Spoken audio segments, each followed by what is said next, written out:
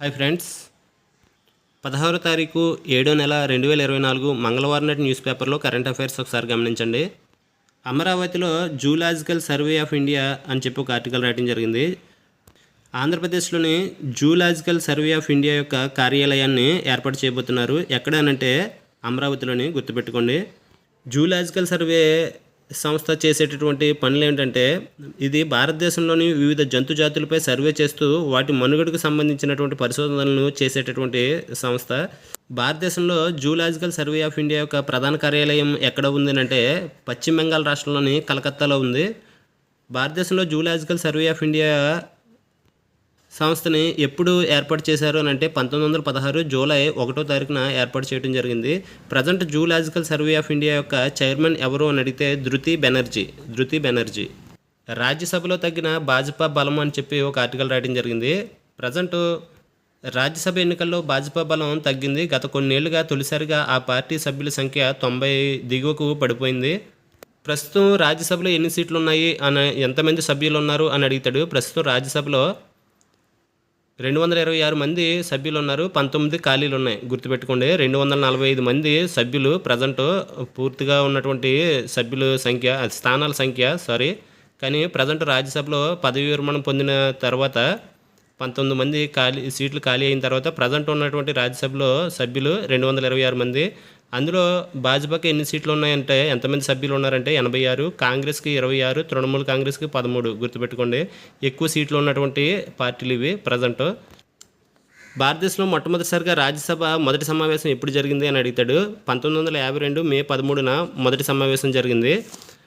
భారతదేశంలో రాజ్యాంగంలో రాజ్యసభ గురించి తెలిపేటటువంటి ఆర్టికల్ 80వ ఆర్టికల్. ఈ 80వ ఆర్టికల్ ప్రకారం రాజ్యసభలో అత్యధిక స్థానాల సంఖ్య ఎంత అనంటే 250. ఈ 250లో రాష్ట్రాల నుంచి ఎంతమంది ప్రాతినిధ్యం వహిస్తారు అని అంటే 229, కేంద్రపాలిత ప్రాంతాల నుంచి 9 మంది. భారతదేశ రాష్ట్రపతి వివిధ రంగాల్లో ప్రసిద్ధి చెందిన వాళ్ళని 12 మందిని నామినేట్ చేయడం జరుగుతుంది.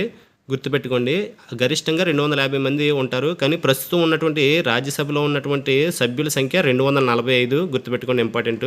ప్రస్తుతం ఉన్నటువంటి రాజ్యసభలో ఉన్నటువంటి సభ్యుల సంఖ్య 245 స్థానాల సంఖ్య. ఈ 245లో రాష్ట్రాల నుంచి 229 మంది ఎన్నికవుతారు.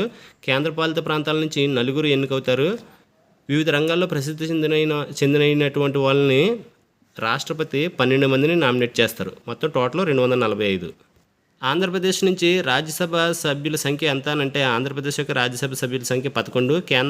తెలంగాణ రాష్ట్రం యొక్క రాజ్యసభ సభ్యుల సంఖ్య ఎంత అంటే 7. పిఎం కాలేజ్ ఆఫ్ ఎక్సలెన్స్ పేరుతో మధ్యప్రదేశ్లోని 55 జిల్లాల్లో ప్రత్యేక కేంద్రాలను కేంద్ర హోంమంత్రి అమిత్ షా ఆదివారం నాడు వర్చువల్ పద్ధతిలో ప్రారంభించడం జరిగింది. గుర్తుపెట్టుకోండి, ఇటీవల కాలంలో పిఎం కాలేజ్ ఆఫ్ ఎక్సలెన్స్ పేరుతో ఏ రాష్ట్రంలోని ఎన్ని జిల్లాలలో ప్రత్యేక కేంద్రాలను కేంద్ర హోంమంత్రి వర్చువల్ విధానంలో ప్రారంభించడం జరిగింది అని అడుగుతాడు. మధ్యప్రదేశ్. చాలా ఇంపార్టెంట్ పాయింట్ ఇది.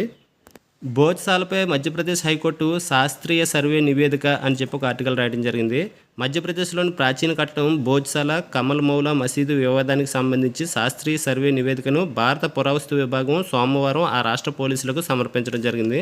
గుర్తుపెట్టుకోండి, ఇది 11వ శతాబ్దంలో ప్రాచీన కట్టడాన్ని హిందువులు సరస్వతీదేవి ఆలయం కాగా తర్వాత ముస్లింలు కమల్ మౌలా మసీదుగా పేర్కొనడం జరిగింది. దీనికి సంబంధించి హిందువులకు సంబంధించినటువంటి ఒక వ్యక్తి 21 సంవత్సరాల క్రితం సుప్రీంకోర్టులో కేసు వేయడం జరిగింది. దానికి సంబంధించి నివేదిక ఇప్పుడు ఇవ్వడం జరిగింది. దీనికి సంబంధించి 21 సంవత్సరాల క్రితం హిందువులు ముస్లిమ్స్ సమానంగా పూజలు చేసుకునే విధంగా అప్పుడు ఒక ఏర్పాటు చేయడం జరిగింది. దానికి సంబంధించి ఒక హిందూ సంస్థ ఆ విషయంలో సవాల్ చేయడంతో ఆ వివాదం మధ్యప్రదేశ్ హైకోర్టులో వెళ్ళడం జరిగింది. ఈ హైకోర్టుకి శాస్త్రీయ సర్వే సంస్థ నివేదిక ఇవ్వడం జరిగింది పరిశోధించి. క్వశ్చన్ ఏ విధంగా అడుగుతాడంటే, భోజ్శాల కమల్ మౌలా మసీదు ఏ రాష్ట్రంలో ఉంది అని అడుగుతాడు. మధ్యప్రదేశ్లో ఉంది. ఇమ్రాన్ పార్టీపై త్వరలో నిషేధం అని చెప్పి పాకిస్తాన్ ప్రభుత్వం వెల్లడించడం జరిగింది. ఇటీవల జరిగినటువంటి పాకిస్తాన్ ప్రధాని ఎన్నికల్లో ఇమ్రాన్ పార్టీకి అత్యధికమైన 109 స్థానాలు గెలిచి ఇమ్రాన్ పార్టీ ప్రధాన అతిపెద్ద పార్టీగా అవతరించడం జరిగింది. కానీ అక్కడ ఉన్నటువంటి ప్రజెంట్ సంకీర్ణ ప్రభుత్వము ఆ పార్టీని ఇమ్రాన్ ఖాన్కి సంబంధించినటువంటి పార్టీని పూర్తిగా నిషేధించేటట్టు ఒక నివేదికని ఇవ్వటం జరిగింది, వెల్లడించడం జరిగింది. కాబట్టి ఇమ్రాన్ ఖాన్ పార్టీ పేరు ఏమిటి అని అడగొచ్చు. పాకిస్తాన్ తెహ్రీక్ ఏ ఇన్సాఫ్, PTI, పాకిస్తాన్ తెహ్రీక్ ఏ ఇన్సాఫ్. పాకిస్తాన్ రాజ్యాంగంలోని ఆర్టికల్ 7 దేనికి సంబంధించింది అని అడుగుతాడు. పాకిస్తాన్ రాజ్యాంగంలోని ఆర్టికల్ 7 వ్యక్తులు పార్టీలను ఏర్పాటు చేసుకునే స్వేచ్ఛను కలిగి ఉండటం, అంటే రాజకీయ పార్టీలను ఏర్పాటు చేసుకునే స్వేచ్ఛను కలిగి ఉండటం. చిక్కుల జడివానలో జనగణన అని చెప్పి జనాభా లెక్కల గురించి ఒక ఆర్టికల్ రాయడం జరిగింది.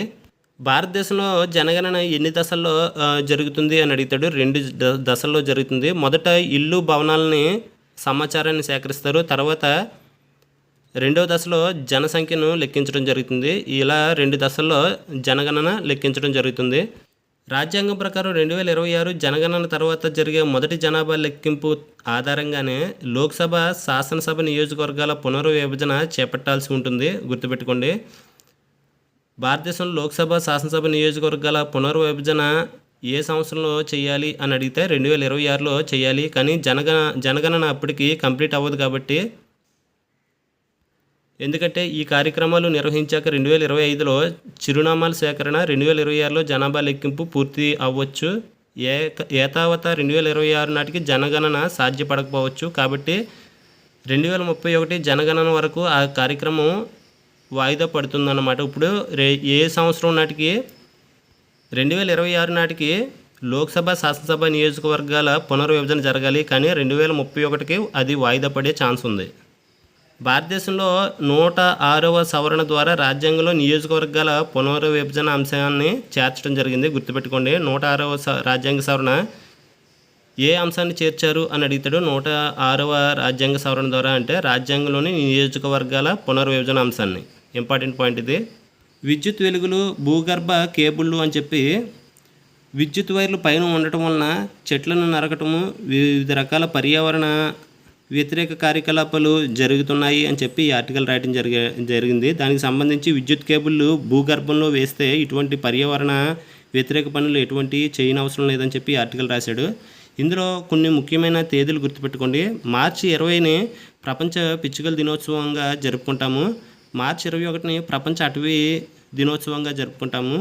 మార్చి 21ని ప్రపంచ వర్ణ వివక్షత నిర్మూలన దినోత్సవంగా జరుపుకుంటాము.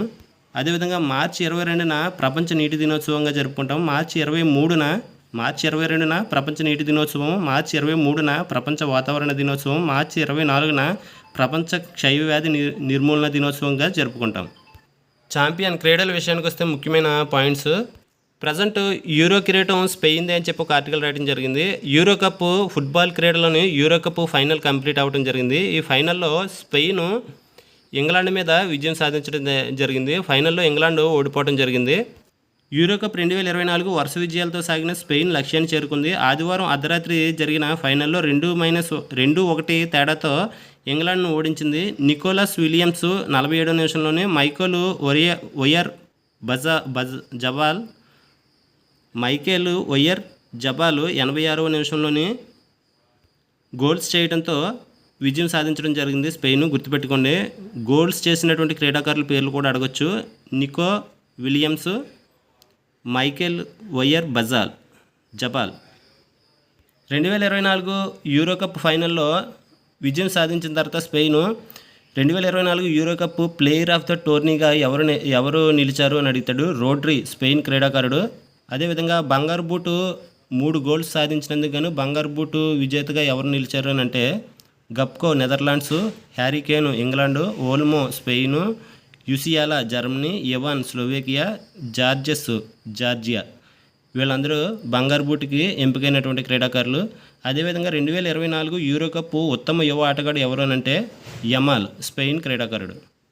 2024 యూరో కప్ స్పెయిన్ టోర్నీలో ఆడినటువంటి అన్ని మ్యాచ్ల్లో గెలవడం ఇది రెండోసారి. ఇంతకుముందు 2008లోనూ కూడా ఆ జట్టు అన్ని మ్యాచ్ల్లోనూ నెగ్గి యూరో కప్ని నెగ్గడం జరిగింది. యూరో కప్ స్పెయిన్ టైటిల్ ఇప్పటి వరకు ఎన్ని యూరో కప్ నెగ్గింది స్పెయిన్ అని అంటే 4. 1964లో ఒకటి, 2008లో ఒకటి, 2012లో ఒకటి, 2024లో 4వది. ఈ టోర్నీ నెగ్గడం ద్వారా యూరో కప్ను అత్యధిక సార్లు నెగ్గినటువంటి దేశంగా స్పెయిన్ రికార్డు క్రియేట్ చేయడం జరిగింది. యూరో కప్లో 2024 యూరో కప్లో స్పెయిన్ గోల్స్ ఎన్ని చేసింది అని అంటే మొత్తం అన్ని మ్యాచ్ల్లో 15 గోల్స్ చేయడం జరిగింది. ఈ టోర్నీలో అత్యధిక గోల్స్ చేసినటువంటి జట్టు స్పెయిన్. ఇంతకుముందు ఫ్రాన్స్ ఈ రికార్డు ఫ్రాన్స్ దేశానికి ఉండేది, కానీ ఇప్పుడు 15 గోల్స్ చేయడంతో స్పెయిన్ ఆ రికార్డుని తన పేరు మీద మార్చుకోవడం జరిగింది. 2024 యూరో కప్ విజేతగా నిలిచిన తర్వాత స్పెయిన్కి అందినటువంటి నగదు బహుమతి ఎంత అంటే 72.94 కోట్లు. గుర్తుపెట్టుకోండి, ఇంపార్టెంట్ పాయింట్. 2024 యూరో కప్ విజేతగా నిలిచినటువంటి స్పెయిన్ నగదు బహుమతి ఎంత, ప్రైజ్ ఎంత అని అడుగుతాడు. 72.94 కోట్లు. రన్నరప్గా నిలిచినటువంటి ఇంగ్లాండ్కి 45.60 కోట్లు సొంతం చేసుకుంది. అదేవిధంగా ఫుట్బాల్లో Copa America cup final match కూడా జరిగింది. ఈ ఫైనల్ మ్యాచ్లో అర్జెంటీనా కొలంబియా మీద విజయం సాధించడం జరిగింది. ఇక్కడ చూడండి, అర్జెంటీనా అదరగొట్టింది. వరుసగా రెండోసారి కోపా అమెరికా టైటిల్ను సొంతం చేసుకుంది. 2023 కోపా అమెరికా కప్పు కూడా అర్జెంటీనా విజయం సాధించడం జరిగింది. 2024 కూడా కోపా అమెరికా కప్పు అర్జెంటీనా విజయం సాధించడం ద్వారా వరుసగా 2 సార్లు కోపా అమెరికా టైటిల్ని సొంతం చేసుకోవడం జరిగింది. సోమవారం ఫైనల్లో 1-0 తేడాతో కొలంబియాను ఓడించడం జరిగింది. ఎంత స్కోర్ తేడాతో, ఎన్ని గోల్స్ తేడాతో ఓడించడం జరిగింది అని అడుగుతాడు. నెగ్గడం జరిగిందని కూడా అడగచ్చు. అర్జెంటీనా తరపున నమోదైనటువంటి ఒకే ఒక గోలు ఎవరు కొట్టారో అని అడుగుతాడు. లాటరో మార్టినైజ్. క్లబ్బు దేశం తరపున మెస్సీ గెలిచినటువంటి టైటిల్స్ ఎన్ని అని అడిగితే 45. అత్యధిక టైటిల్ గెలిచిన ఆటగాడిగా అల్వెస్ బ్రెజిల్ను అధిగమించాడు. ఇంతకుముందు అల్వెస్ బ్రెజిల్ 45 ట్రోఫీలు ఉండేవి. దాన్ని ఇప్పుడు 45 ట్రోఫీలు నెగ్గడం ద్వారా అత్యధిక టైటిల్ నెగ్గినటువంటి క్రీడాకారుడిగా మెస్సీ తన పేరుని రికార్డు క్రియేట్ చేసుకున్నాడు. ఇప్పటివరకు అర్జెంటీనా ఎన్ని కోపా అమెరికా టైటిల్ను గెలిచింది అని అడుగుతాడు. 16 ఇంపార్టెంట్. కోపా అమెరికా టైటిల్ను అత్యధికంగా నెగ్గినటువంటి టీం ఏది అంటే అర్జెంటీనా, ఇంపార్టెంట్ ఇది. అర్జెంటీనా ఇప్పటివరకు వరుసగా 3 ప్రధాన టోర్నీలు విజయం సాధించింది. 2021లో కోపా అమెరికా కప్ నెగ్గడం జరిగింది. 2022లో ప్రపంచ కప్ నెగ్గడం జరిగింది. ఇప్పుడు 2024 కోపా అమెరికా కప్ని నెగ్గడం జరిగింది.